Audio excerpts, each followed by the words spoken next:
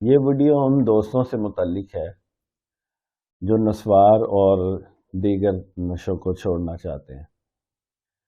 میں اس کا آسان طریقہ آپ کو بتلاؤں گا، لیکن اس سے پہلے یہ سمجھنا ضروری ہے کہ نسوار کس ضرورت کو پورا کرتی ہے۔ نسوار میں چونکہ ہارمفل اجزاء موجود ہوتے ہیں، سب سے غالب جزو تمباکو ہوتا ہے جس میں بھرپور نکوٹین ہوتی ہے۔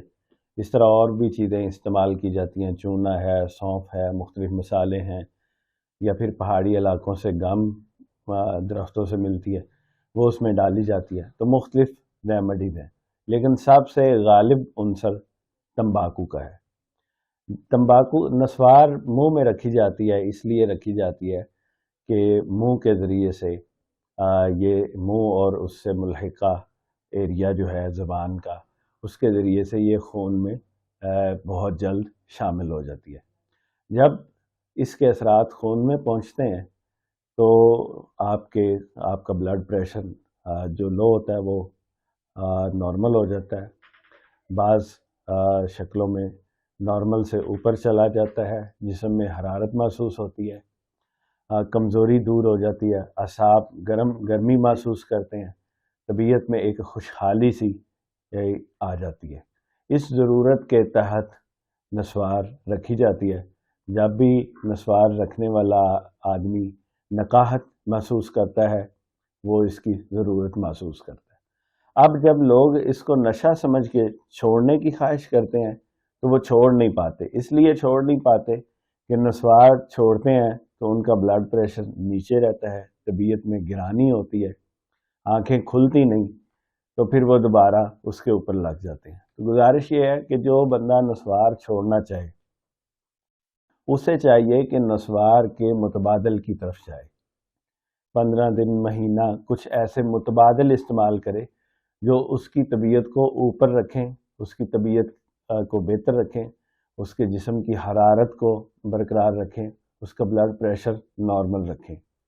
تو اس میں بہترین یہ ہے کہ آپ ٹھنڈی اور کھٹی چیزیں استعمال نہ کریں، ان کی جگہ چائے زیادہ استعمال کریں کیونکہ پتی میں نکوٹین کی مقدار زیادہ ہوتی ہے۔ اس کے علاوہ کافی استعمال کریں، اس کے علاوہ شکار کا گوشت وہ استعمال کر سکتے ہیں، اور اس کے علاوہ وہ شہد استعمال کر سکتے ہیں۔ اس کے علاوہ بہترین خوراک جو ہے کہ وہ زعفران استعمال کر سکتے ہیں۔ ان دنوں میں یہ کیا جا سکتا ہے کہ آپ زعفران کو باریک پاؤڈر بنا کے رکھ لیں، دودھ میں ڈال کے یا چائے میں ڈال کے اس کو استعمال کریں۔ اسی طرح آپ فوڈ سپلیمنٹ بھی لے سکتے ہیں، فش آئل لے سکتے ہیں، کوئی ملٹی وٹامن لے سکتے ہیں۔